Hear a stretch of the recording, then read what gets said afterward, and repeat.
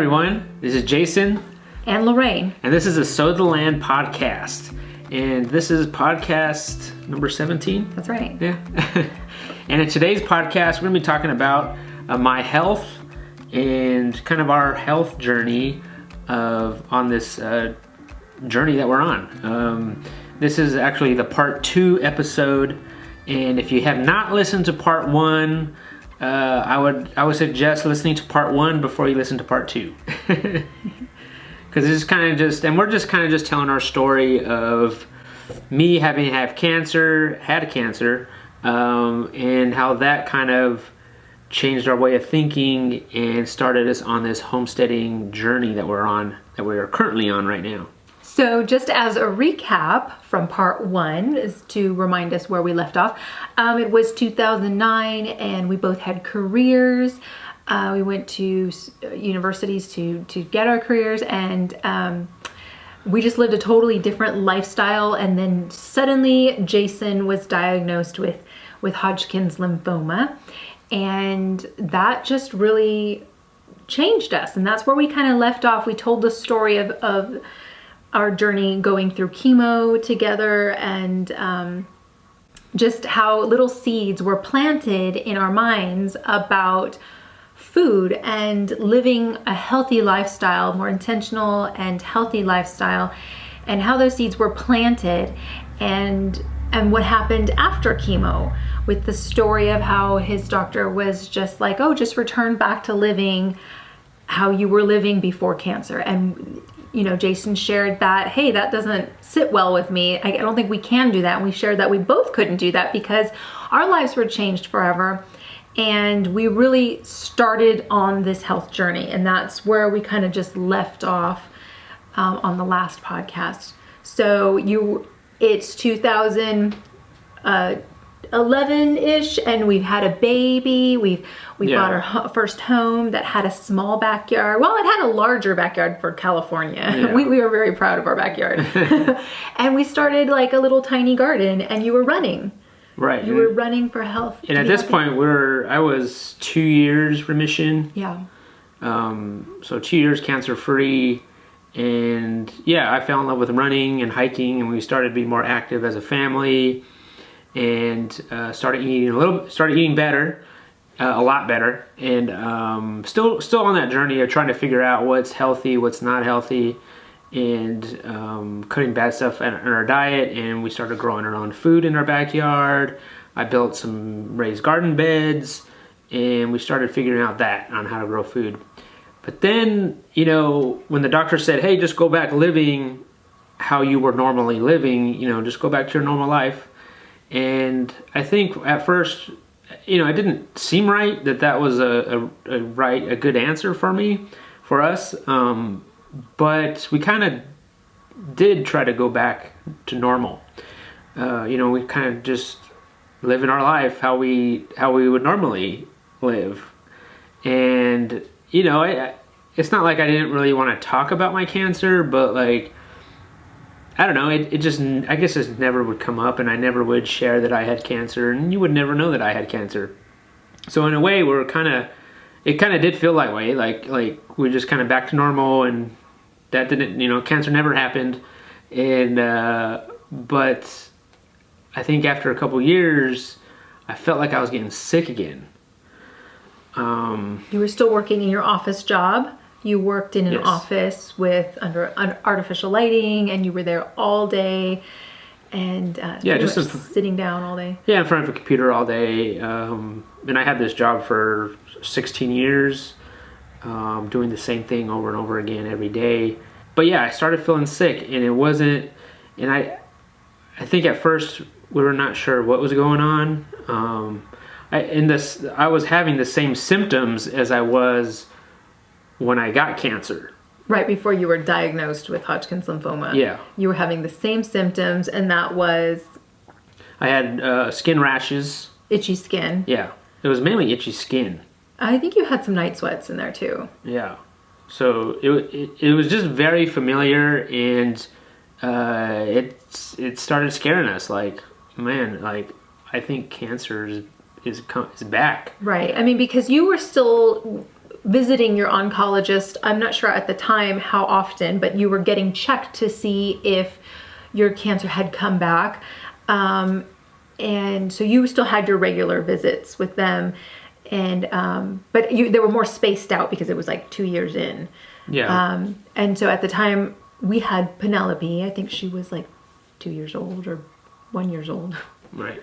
And so you had this, you started out with just being itchy, and then it started turning into like a bigger rash. I mean, I felt like it did you feel like it was fast? Like it just came on really fast, or did you feel like it was just gradually happened? I think it was gradual at first, but then all of a sudden it was just like an all over body rash that I was having. Yeah. I didn't have not that I noticed, any like enlarged lymph nodes or anything like how the cancer was.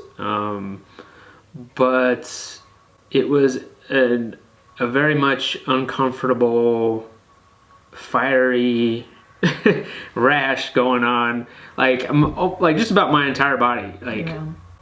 Was like just raw. I felt like I was on fire. And then this is when we started going to the doctors, and we're like, okay, what's going on? Like, is it cancer? Is it not cancer? Right. We went back to the oncologist, and we had gotten to so many PET scans and CAT scans and all kinds of scans. Mm-hmm. And because that was our first person that we were going to go to find out, because that's obviously what we thought had returned.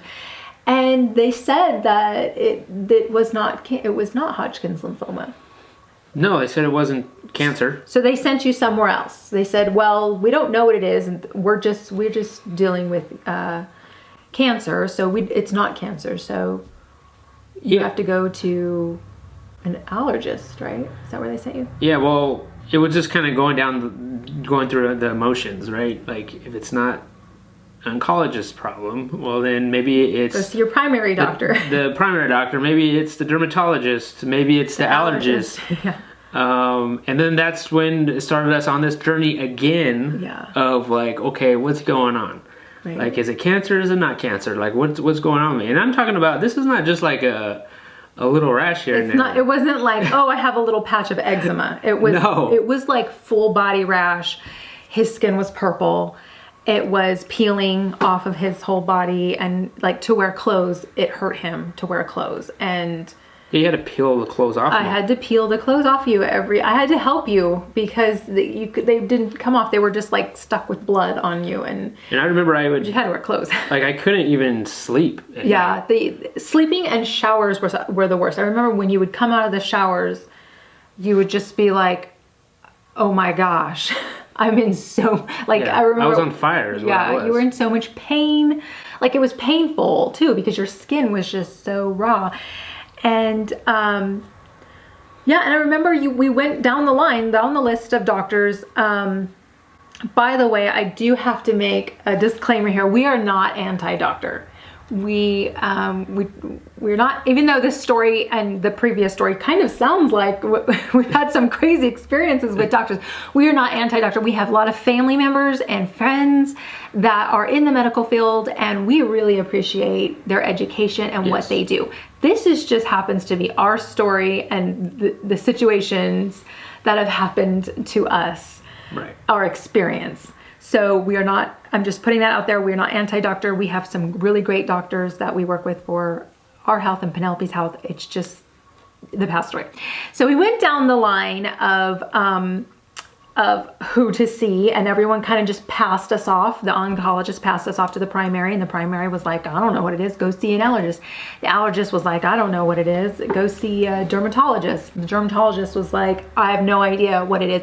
And every time I remember thinking, if one more doctor shrugs his shoulders at you and sends you out the door with nothing, sometimes they would send him home with steroids, but he had been, like, everybody had suggested steroids, and I was thinking, like, I think they're making you worse, because every time you tried a new steroid, it would make you worse. So there was, like, no hope there. Like, we would come home with no hope. And we even saw, like, a holistic, like, naturopath doctor, a nutritionist. I can't remember. I think we've pretty much seen every doctor you possibly can see. You went to the ER a couple nights. And everybody they just see my past history with chemo and cancer, and then that's what they would say, like, this is probably like some kind of reaction to the chemo. That's what they were telling me, and maybe that was true. And it could be maybe they really didn't know, and they just saw that past history of that, and just say it's because of the chemo. So how long of a time frame are we talking about with this rash? I think it was about a year. I think it was about a year. I mean, I remember there was a 7-month period where we saw where it was just awful. I just remember 7 months was just awful. So I think it was about a year that you had from entirety. Yeah. The whole rash. And that's a really long time. And it was a year of just, I couldn't even sleep. I remember at one point you couldn't extend your arms. Like you had to have them like this because it hurt you to extend them. Yeah, like, because they were so raw. Yeah. And it felt like my whole body was on fire. Yeah. And I remember it was really hard because we had just had Penelope and she was so little, and sometimes she would climb over to your lap and yeah. I couldn't even hold her. Yeah. So that was really hard, and to see him like that. Yeah, I mean, it was a tough time. It was a super dark time. I felt like it was a worse time than when I had cancer. I remember you saying, I almost wish I would go to the oncologist and they would say, you have cancer. So then you would know, okay, I can just go through chemo and get this over with. But like nobody knew what you had. And everyone was just like, I don't know what you have. That sucks. Yeah, no one can give us an answer, and everyone just shrugged us off, and we didn't know what to do. I remember just hoping that I remember praying that that it would be cancer.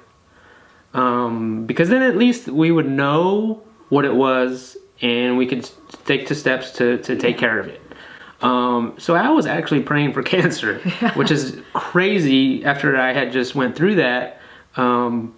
But we didn't know what else to do. No one wanted to help us, I felt like.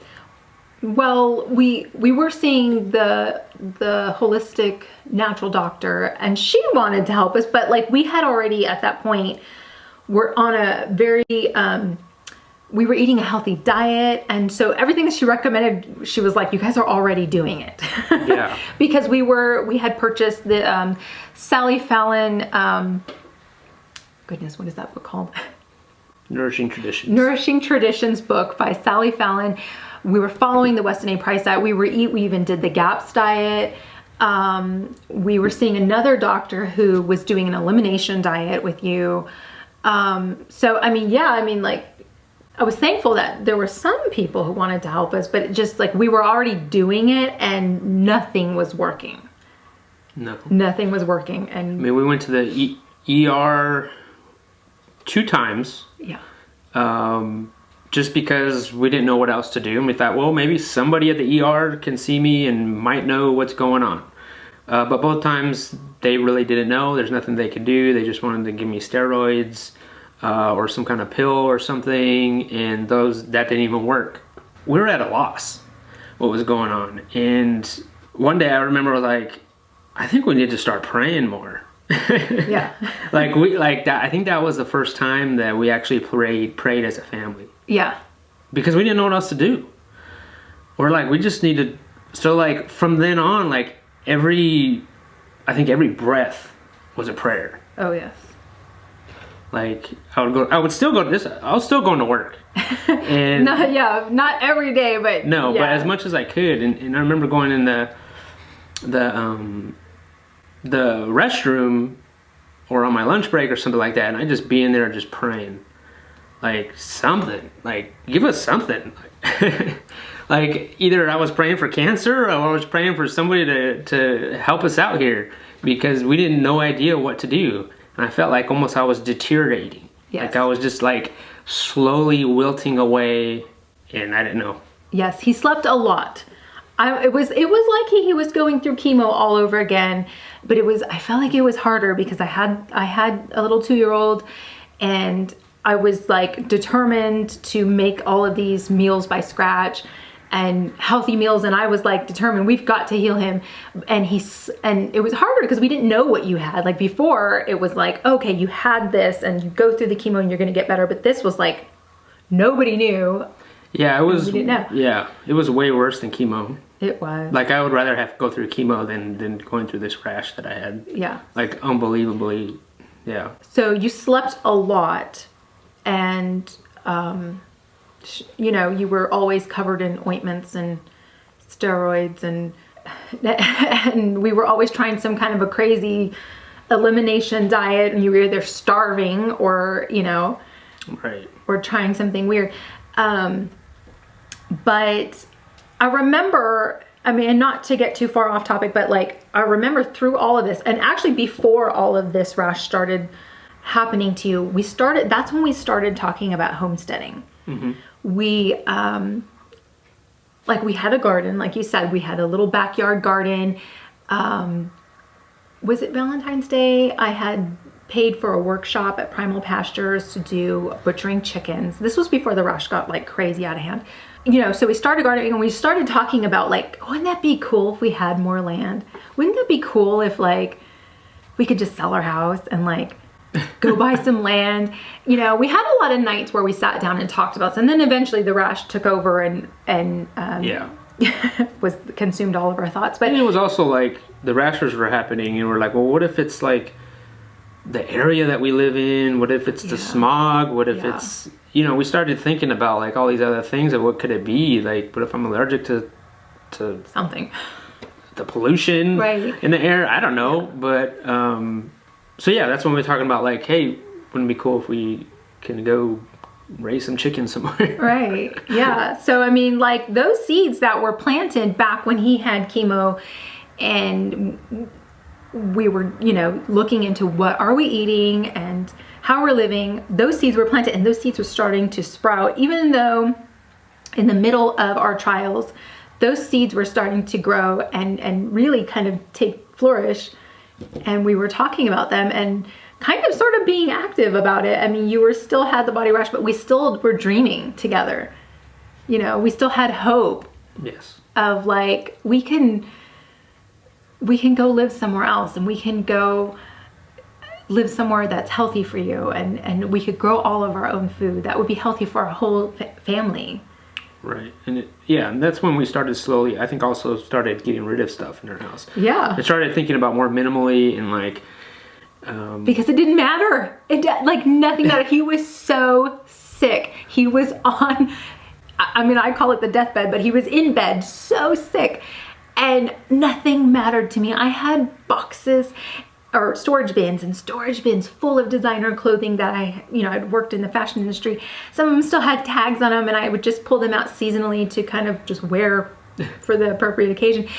I didn't care. Like, I was just like, people would come over and I'd be like, pick through the bins. What do you want? Take it. We were getting rid of stuff. Like we had just like binfuls of stuff we would just get rid of. Mm-hmm. And it felt good. It did. It really did. Like, surprisingly, it just felt like things didn't matter anymore. Yeah. What mattered was our health, and that's really all that mattered, and that we're alive. So I mean, that rash was still going on during that whole time, and that's also when I started thinking about like maybe possibly leaving my job or like finding something different. You started questioning, is it healthy for me to be in artificial light all day long, sitting down at a desk? Right. You know, I want to have my hands in the soil. I remember he would come home full of rash and be like, I want to have my hands in the soil. I want to dig my hands in the dirt. And he was praying for something, for healing. And I was also praying for something else too, like that, just kind of like God would lead our family to do something else. And he would come home and say, I want my hands in the soil. And I'm like, okay, if that's what you want, let's do it.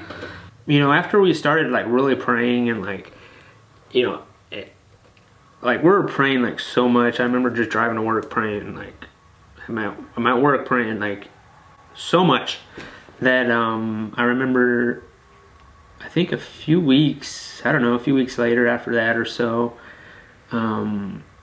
still, at this point, we're not seeing any doctors because what's the point? Well, because we had already seen all the doctors in our town. Yeah, we saw like 8 different specialists. Yeah. Like we saw everybody. I took every single test that you could possibly take. Oh, yes. And nothing. Yeah. Nobody could help us. So we're like, okay, you know, Yeah. what are we doing? There's nothing we can do now. So that's where we're praying. Yeah. And I remember a few weeks later or so, I said, let's go to the ER. Yeah, you were having a bad night. Like, you were just having a bad night where I feel like it was at its worst. You were sleeping and you had very low energy and you just knew something was wrong and it was a bad night. And I said, you know what? I'm going to leave Penelope with my mom and I'm going to take you to ER. And so I had prayed the whole way and I was like, just let it be a different experience for us.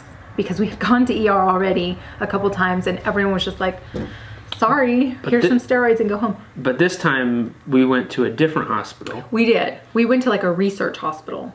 Yeah, so we went, the previous 2 times was the same hospital, so this one was different. It was a little bit out of the way for us, but we figured, well, it's a different hospital, maybe it'll be a different outcome. Maybe just different set of people.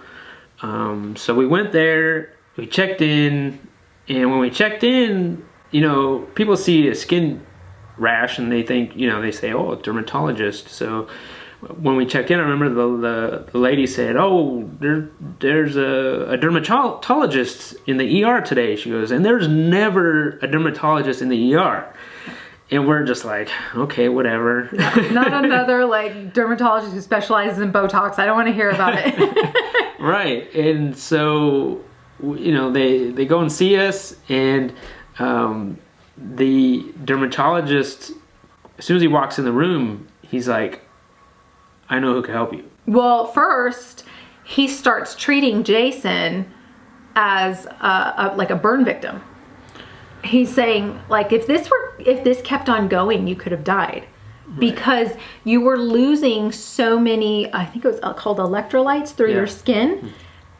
And you were just losing so much out of your skin because it was just having to replace itself. And so he was saying, okay, when you go home, you're going to start this new treatment. Or was that the doctor you saw? That was a doctor I saw. Okay. Like he had that, I think he had mentioned that. He knew. He said, you're going to go see this skin guru. He's a skin guru. He's a doctor. He knows all about what you have. And he's going to put you on this protocol, like treating you as a burn victim. Right. Because basically that's what you looked like at that point, from your neck down to your toes. Still couldn't say like why I have this. Right. But that gave us hope because we were it gave us like, okay, this is something different that nobody had mentioned before. Yeah. So we see the skin guru. Yeah, he was just, I don't know what kind of doctor he was. He was a dermatologist, but... He was, but I have this funny side story that Jason was like, we met this guy and we left. And on the way home, Jason was like, I really like that guy. And I was like, well, how do you know he's different from the other? Because his doctor's coat was made out of real cotton. And and all of the rest of the guys that we saw, theirs was made out of polyester. So he basically treated me as a burn victim. And what was the protocol for that? So the protocol, he had this, it was... a spacesuit. Spacesuit. Which is like, you know those, it's a running suit, really, where, you know, it's like reflective running... It's like a thermal bag. Yeah. But it's a suit. You can buy them at the stores, yes. like a sporting goods store, where runners will wear them to lose weight, to create sweat. So he had me wear that. Well, first, after your shower, you would have to like layer on a really thick layer of this special ointment. It was different. Yeah, it wasn't like steroids like the other doctors were giving you. It was like this special ointment. And then you had to put on the space. No, you had to wrap yourself in gauze. Yeah, you had to wet the gauze. Yeah, you had to wet the gauze and wrap my whole body in this gauze. And then get into the spacesuit and then go to sleep at night. Yes, and try to picture that where you're wet. I'm already wet because of the gauze. I have this ointment, I have the gauze that's wet. I'm wrapped in it like a mummy. But you're still itchy. So you can't. Yeah, so I can't itch. All night long. And then I'm wearing this, like, it's basically a plastic suit. Yeah. And it's really silver. It's And it was thick too. It wasn't like it was. Yeah, it's like a rubbery plastic suit. Even like I had pants and I had a long sleeve top on, and I had to go to bed. Yeah. And sleep like that. And it was a few weeks, wasn't it? Yeah. Well, he said wear it until you heal, and so Right. but we saw healing within like the first week. It was like my skin was being rehydrated. Yes. Because it was so dry and flaky and just burnt.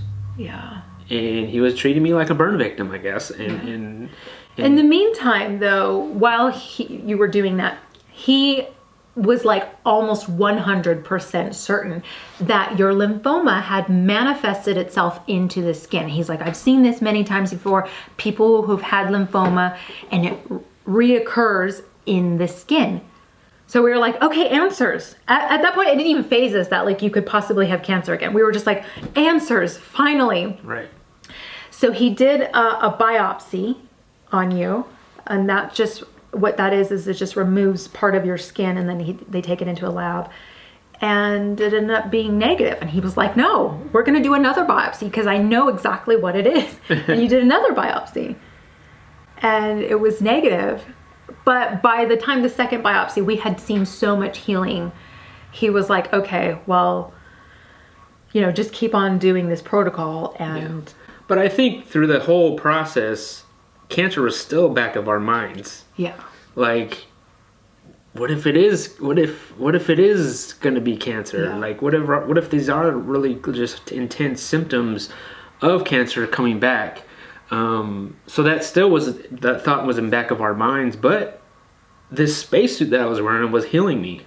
Yeah. And I was just feeling 10 times better. Like, it was just slowly, you could just see it on my skin. Like, it was just like rehydrating me. I was feeling normal again after about a year of this. Yes.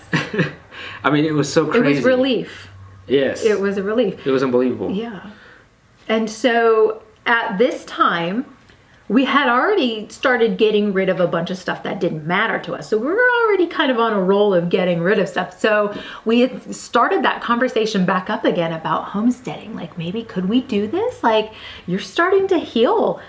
What if we just put our house on the market and see what happens? And like, let's start selling more stuff that we know we're not going to live with and use. And, what would it look like for us to start a homesteading journey? Like, we were researching the word homesteading. We were looking into, like, at the time we didn't know about YouTube. No. We didn't know about all these other homesteaders. This was like, I maybe looked at YouTube for like how-to videos. Like how to build something, how to make something. How to fix your toilet or something. Yeah. But so we didn't know about this whole YouTube, this whole homesteading movement. And I think the closest thing that we knew about was Alaska, The Last Frontier, the TV show. I think we had seen like 1 or 2 episodes. We didn't watch a whole lot of TV because that was one of the things we got rid of, but because we never watched it. But we had seen like 1 or 2, a couple of episodes of it, and we were like, wow, look at them. They're homesteading. That's really cool. That's really inspiring. And we were like, what does it look like for us? And so we started dreaming together and talking about like, well, if you get better, maybe we could do this. Right. And it's just something that I think we kind of fell in love with. I mean, at first it is kind of romantic. Yeah. Of like, oh, we're going to live off the land somewhere. Yeah. We thought, oh, maybe we could be off grid. Maybe we could live in a tiny home or a yurt, or, it kind of gets romantic. But, our health was important. Yeah. Was the main importance here. Because we said we're not going to leave and then, sell all our belongings, go leave to a different state, leave our family, behind, and then go in somewhere and then you're really sick again. Because if we don't have family to help us out with, helping me out with Penelope and you, and that's just not going to work. Right. So we talked about like if you got better, when and if. Right. And so during as I was getting a little bit better, where I could actually function, and it wasn't that much of an issue or as bad, that's when we sold our house.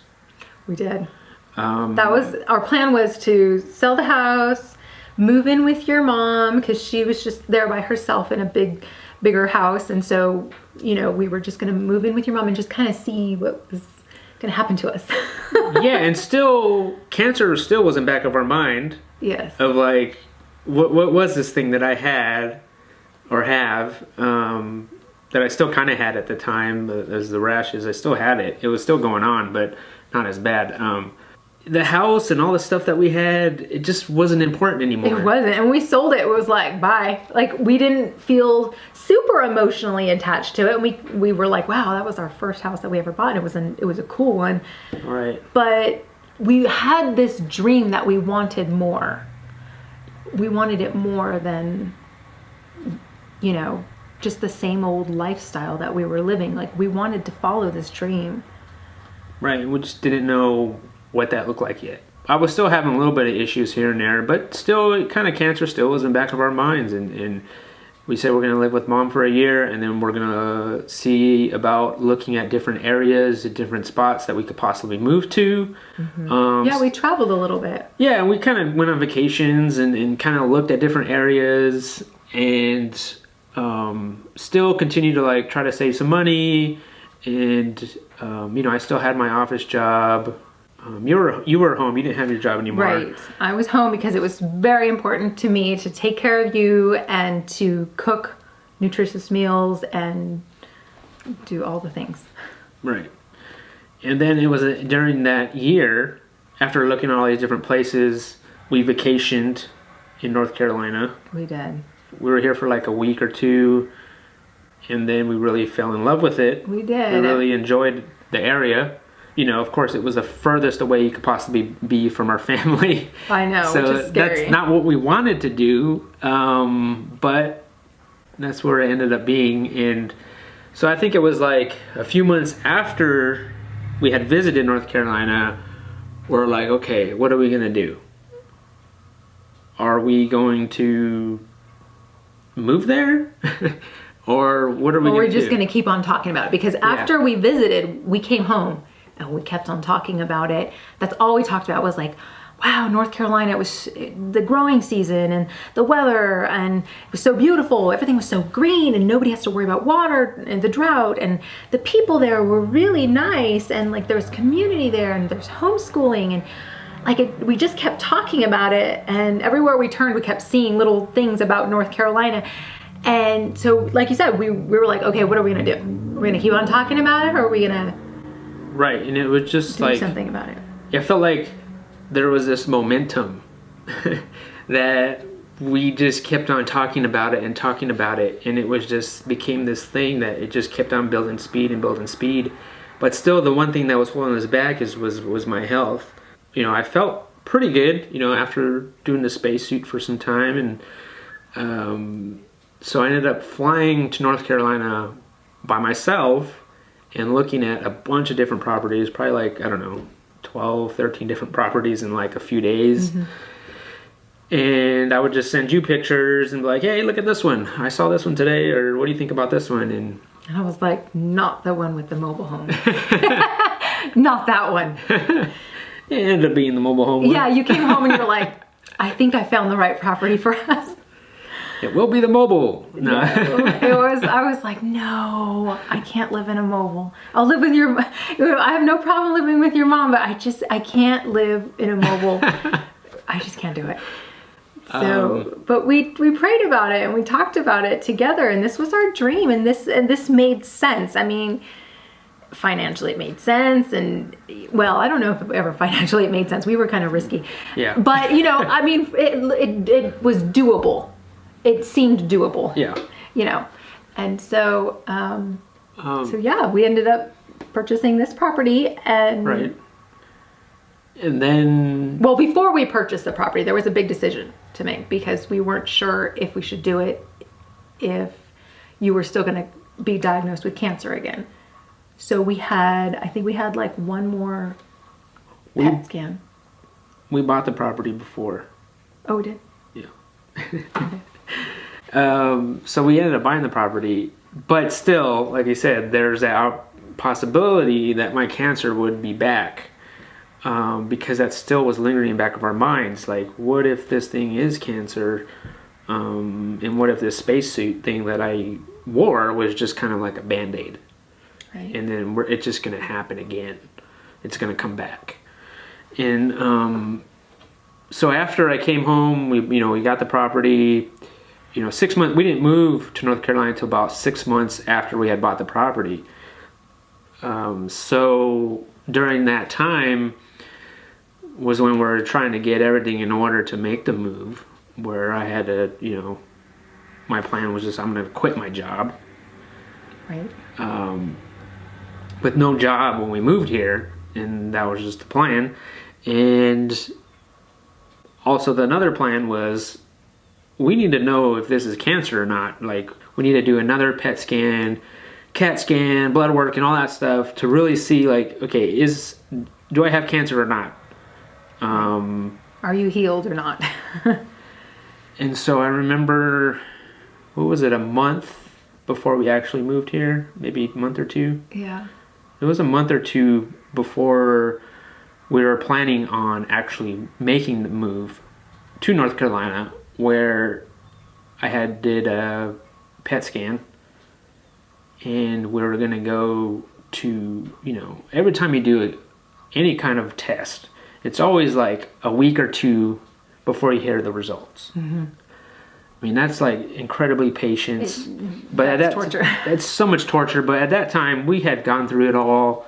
We had gone through so many tests and procedures and all this stuff, from the cancer to the rash, that we were kind of gotten used to that, of waiting and being patient about it. We had to know the results, right? Like, we had to know, okay, is this cancer or not? And I think we said to ourselves, like, if this ends up being cancer, then there's no way that we could go to North Carolina. Like, this dream of ours is probably not going to happen. And we went to the doctor's office, and they said it was no cancer. Yeah, I remember that day. So it was almost like we flew out of that room knowing that, okay, we're going. And because that momentum was there, and it still was there. It's all these green lights that we're getting. Yeah. Like, we got the property, I was getting healthy. Like, it was like our prayers were being answered. And, the doctor says no cancer. Okay, we're going to North Carolina. This is happening. This homesteading journey that we're about to start happened that day. In back of my mind, it still was like, well, what if I get cancer again, right? Like, if we move here, we're not going to have our family around to help us, because we had no family here, we had no friends, we didn't know anybody really, and is this such a smart idea? Was this such a good idea to move out here with me having this health scares that I do? I don't know. But we don't want to live in fear either. Right, exactly. But here we are, almost 4 years in, and we're still living it. And, I don't want to live in fear of that. I think every day we're getting healthier and healthier every day. Since moving here, I know that even though, as far as my rashes are, I still get flare-ups here and there. It's not as nearly as bad as it was, as I did have it, for sure. Not as nearly as bad, but I do still have some issues, and we just deal with it. And I think with our diet, of just cutting out certain foods in our diet, and maybe even possibly living in a more cleaner environment, which is like kind of out of smog, out of the traffic that we were living in. I think that's helped. And, being digging our hands in the soil and trying to be stress-free. I'm not so sure, sometimes homesteading life can be stressful, but, trying to still be stress-free and live more naturally has helped also. Yeah, it's a journey. I mean, we're still on this journey. I don't think this podcast is about we've arrived. No. We live so healthy.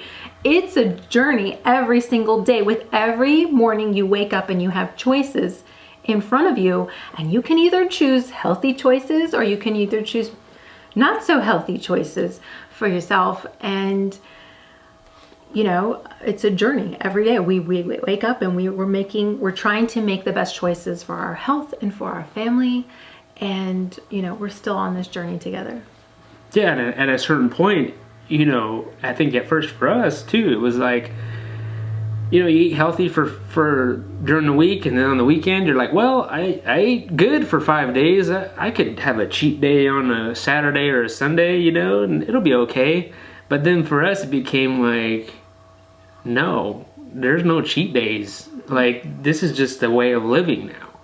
And it became an all-in way of life, of just 100% like, we need to eat better. Like, we need to just be as healthy as we possibly can, because that's just our life. Like, I want to live a happy life. That's it. I wrote this blog post back in March of 2016, and I believe I wrote this when we were driving over here, because we moved over here in April. Around it was time. April 2016. Beginning of April. Yeah, so I wrote this when we were pretty much on our way over here. So I just want to read it to you as a final conclusion for this podcast series of Jason's health. And it's basically the story condensed in a nutshell, but I just want to read it and share with you guys what was on my heart. I actually titled this blog post, The Farmer and His Seeds. After I graduated college, I got married and began my career in the fashion industry, working for a high-end Los Angeles-based fashion designer. My lifestyle was, at that point, all about consuming. Work was competitive and stressful. Days were long, and I remember feeling empty, constantly hungry and eager for something that I didn't possess. Outside of work, I collected vintage furniture, vintage and designer clothing, and stuff that fulfilled hobbies. I would attempt to ditch the stress by attending hot yoga classes, but that just added one more task to my long schedule and brought me home later and less time with my husband. I grew bitter about not having enough time. The days of going to church with my family seemed like an impossible tradition to carry on, and too late to start with my husband because we were already set in our ways, and well, our schedules were already full. I believed in God. Wasn't that enough? In 2009, when Jason was diagnosed with a lymphoma cancer, we prayed together for the first time.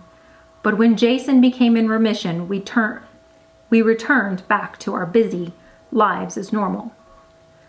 Then, in 2014, Jason came down with another serious illness, an unexplained full body rash and night sweats. Those are the same symptoms as lymphoma. Maybe because it seemed like yesterday, but I am always thinking about what we just went through and how he was so sick and how I just kept begging God to heal him. And he didn't. For 7 long months, he didn't. I prayed for healing every day. It just seemed that Jason was getting worse. I started praying so much that every breath was a prayer. Every footstep was a prayer. At first, I was angry with God. How could a God of love allow this to happen to Jason? How could he ignore my cries out to him? So one day, I just started praying differently about my trust and my strength to get through this. It was such a difficult and dark time. There were nights when I had to help him with his clothes, but they didn't want to come off, so I had to peel the dried, blood-stained clothes off of his raw, rashy skin. There were days when I hoped our daughter didn't hear his screams of anguish. It was such a difficult and dark time when I had to hush a toddler's happy squeals into a whisper because Daddy's sleeping, and keep her entertained when all my brain wanted to do was fix Daddy, even though there was nothing 7 different medical professionals could do. Nothing. It was such a difficult and dark time. Sometimes I heard him cry at night when he thought that I had already fallen asleep. I couldn't imagine the pain that he was going through.